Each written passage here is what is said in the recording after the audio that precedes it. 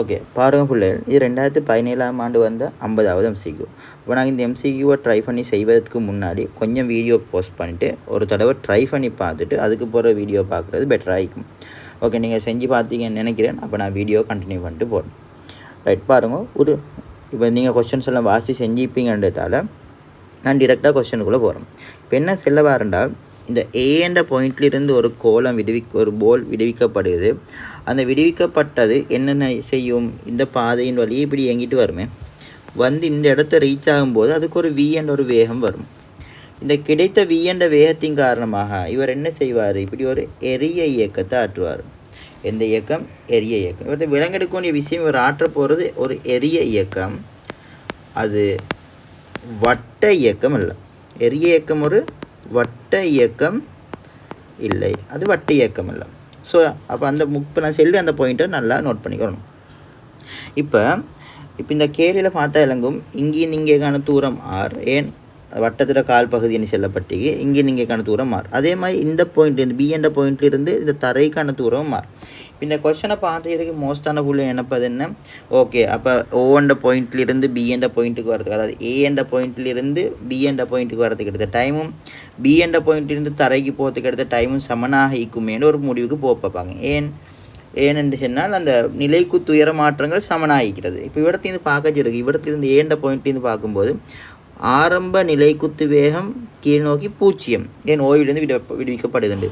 இந்த B என்ற பாயிண்ட்டிலிருந்து இந்த பால் வெளியேறும் போதும் ஆரம்பத்தில் கிடை வேகம் V ஒன்று தான் நீக்குது, கிடை வேகம் V தான் நீக்குது, நிலைக்குத்தான வேகம் 0. நிலைக்குத்தா கீழ் நோக்கி எந்த ஒரு வேகமும் இல்லை. ஸோ நீங்கள் நினைக்கலாம் இங்கே அப்போ ஏலிருந்து பிக்கு வரதுக்கு எடுத்த டைமும் பியிலிருந்து எகைன் தரைக்கு போகிறதுக்கு எடுத்த டைமும் சமனாகும்ண்டு. பட் அது சமனாகாது. காரணம் என்னென்னு பார்த்தா, இந்த B2 பியிலிருந்து தரைக்கான இயக்கத்தை எடுத்து பார்க்கும்போது அது ஒரு எரிய இயக்கத்தாற்றும். இப்படி அந்த எரிய இயக்கத்தை ஆற்றியும் வரும்போது இதுக்கு புவியீர்ப்பு ஹார்மோன் G கீழ் நோக்கி தொழிற்படும். இங்கவும் பார்த்தா புவியீர்ப்பு ஹார்மோன் G தான், இங்கே பார்த்தாலும் புவியீர்ப்பு ஹார்மோன் G தான் நிலைக்குத்தா கீழ் நோக்கி தொழிற்பட போகிறது. கிடை திசையில் எந்த ஒரு ஹார்மோன்களும் மீக்காது. ஆனால் இது இந்த கால்பகுதி, இந்த கால்வாசி வட்டப்பகுதியோட இப்படி இயங்கிட்டு தானே வரும். அப்படி இயங்கிட்டு வர நேரம் முழுவதும் இந்த போல் என்ன செய்யுமென்றால், இந்த மேற்பரவு இப்படி தள்ளும், ஒரு விசையை கொடுத்து தள்ளும். அந்த விசைக்கு பருமன்ல சமனாகவும் திசையில் எதிராகவும் ஒரு மறுதாக்கம் R மேல் நோக்கி வழங்கப்படும். அதே நேரம் இதுக்கு MGக்கும் தானே, MGக்கும். ஸோ இப்போ எங்களுக்கு பார்த்தோம் என்றால் இந்த ஆர்ட கிடைக்கூறணும் வரும். இப்படி R இதை டீட்டா கோணம் எடுத்து R cos தீட்டாண்டு, அதே மாதிரி இது நிலைக்குத்து கோணம் வரும். இப்படி பிரித்தால் R sin தீட்டாண்டு. ஸோ இப்போ நீங்கள் விலங்கெடுக்கணும், இந்த போலை எடுத்து பார்த்தால் இந்த கால்வாட்ட பகுதியினூடாக இயங்கிட்டு வர டைமில் கீழ் நோக்கி நிறை MG ஒண்டிக்கும், மேல் நோக்கி R sin தீட்டா ஒண்டிக்கும். ஸோ அப்போ இவர்கிட்ட விலையுளான கீழ் நோக்கிய விசையை பார்த்தால் MG minus R sin theta. Okay, ஆனால் இங்கே பார்க்கும்போது MG என்றது மட்டும்தான் நீக்கும், நிறை மட்டும்தான். அப்போ இதிலிருந்து உங்களுக்கு ஒரு விஷயத்தை விலங்கெடுக்கணும். இங்கே A to Bக்கான இயக்கத்தின் போது கீழ் நோக்கி தொழிற்படும் ஆறுமுடுகளானது, ஆறுமுடுகள் ஏன்னு எடுத்தோம்னா அந்த ஆறுமுடுகள் Gக்கு சமன் இல்லை, Gயை விட எப்படி இருக்கும், குறைவாகிக்குமே. பாருங்கள், MG மைனஸ் R sin தீட்டானே வருது, Gயை விட குறைவாகிக்கும். ஆனால் இங்கிருந்து Bயிலிருந்து தரைக்கான இயக்கத்துக்கு, Bயிலிருந்து தரைக்கு போகும்போது அங்கே நடைபெறக்கூடிய இயக்கத்துக்கு அந்த கீழ்நோக்கி தொழிற்படக்கூடிய ஆறுமுடுகள் Gக்கு சமனாக இருக்கும். ஸோ இங்கே ஆறுமுடுகள்கள் சமன் இல்லைன்றதால எங்களுக்கு ஏலிருந்து பிக்கான டைமும் பியிலிருந்து தரைக்கான டைமும் சமன் என்று சொல்லலாம். அப்போ எங்கே ஆறுமுடுகள் குறைச்சல், A to Bக்கான இயக்கத்தின் போது ஆறுமுடுகள் குறைச்சல், நாங்கள் சொன்ன Gயை விட குறைச்சல் உண்டு. அப்போ ஏலிருந்து பிக்கான இயக்கத்துக்கு ஆறுமுடுகள் குறைச்சிருந்தால் அதுக்கு எடுத்த டைம் TAB. ஆறுமுடுகள் குறைச்சல்னா மெதுவாகத்தானே வேகம் அதிகரிக்கும், பட் எடுக்க டைம் அதிகமாகிக்கும். TAB அதிகமாகிக்கும் TBCயை விட. தரையிலைக்கு புள்ளிய Cன்னு சொல்லப்பட்டு இங்கே புழுகிற இடத்த அப்போ TAB என்றது TBCயை விட அதிகமாக இருக்கும். அப்போ அப்படி உள்ள ஆன்சர்ஸை பார்த்துக்கிறோம். அப்போ 1ஆம் ஆன்சர் வரலாம், வேறு 2ஆம் ஆன்சர் வரலாம், மற்ற ஆன்சர்ஸ் எல்லாம் வராது. மற்ற ஆன்சர் வர வாய்ப்பு. அப்போ நீங்கள் 1ஆம் ஆன்சருக்கு அல்லது 2ஆம் ஆன்சருக்கு இப்போ ஒரு சான்ஸ் சீக்கிரம் விலங்கெடுக்கும். இப்போ இயங்கிய தூரங்கள், இப்போ இவ்விடத்தில் அதுக்கு பிறகு பார்ப்போம்.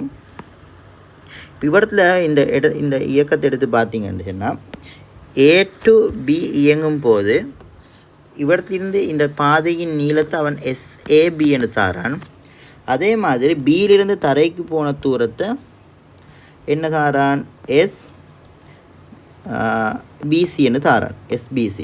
இப்போ நாங்கள் விலங்கு எடுக்கணும் SAB SBC ஒப்பிடணும், எது கூட எது குறையண்டு. இப்போ விலங்கு எடுக்க வேண்டிய ஒரு விஷயம், இந்த SAB என்ற பகுதி ஒரு வட்டத்தில் ஒரு முழு வட்டத்தை எடுத்தீங்க என்றால் 6 ஒரு முழு வட்டத்தை எடுத்தீங்க, 6 ஒரு முழு வட்டத்தை எடுத்திருந்தால் அதில் கால்வாசி பகுதி இங்கிருந்து இங்கேக்கு வந்த தூரத்துக்கு தான் சமனாகும் பருதி.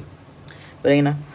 அப்போ இங்கே ஒரு வட்ட இயக்கம் மாதிரி தானே, வட்ட இயக்கத்தில் வட்டத்தில் ஒரு கால் பகுதி, வட்டத்தில் பருதியில் ஒரு கால்வாசி பகுதி.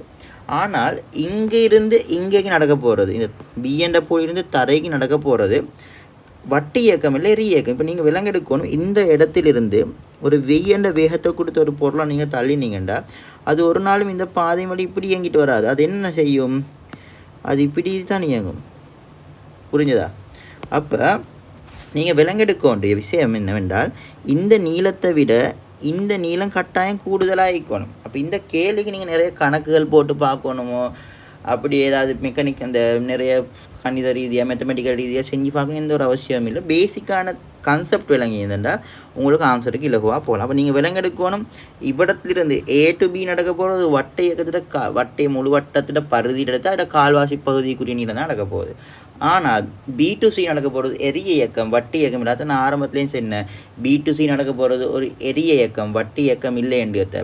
ஸோ அப்போ நீங்கள் விலங்கெடுக்கணும், அங்கே போக அவர் பயணிக்க பாதையில் நீளம் அதிகமாக இருக்கும். ஸோ SAB வேண்டியதை விட SBC அதிகமாக இருக்கும். ஸோ அப்படி வரக்கூடிய ஆன்சர் முதலாம் ஆன்சர். அப்போ 50ஆம் வினாவுக்கு முதலாம் ஆன்சர் வரும். இந்த கேள்வியை நீங்கள் எக்ஸாம் ஹாலில் செய்திருந்தா கணக்கு போட்டு பார்த்து நிறைய மேத்தமெட்டிக்கல் ரீதியாக செய்ய வேண்டிய அவசியம். இந்த மாதிரி பேசிக்கான தியரி கான்செப்ட் தெரிஞ்சிருந்தாலே இந்த கேள்வியை ஒப்பிட்டு பாட்டு செஞ்சுட்டு முடிக்கலாம். Okay, thank you. இன்னொரு வீடியோவில் சந்திப்போம்.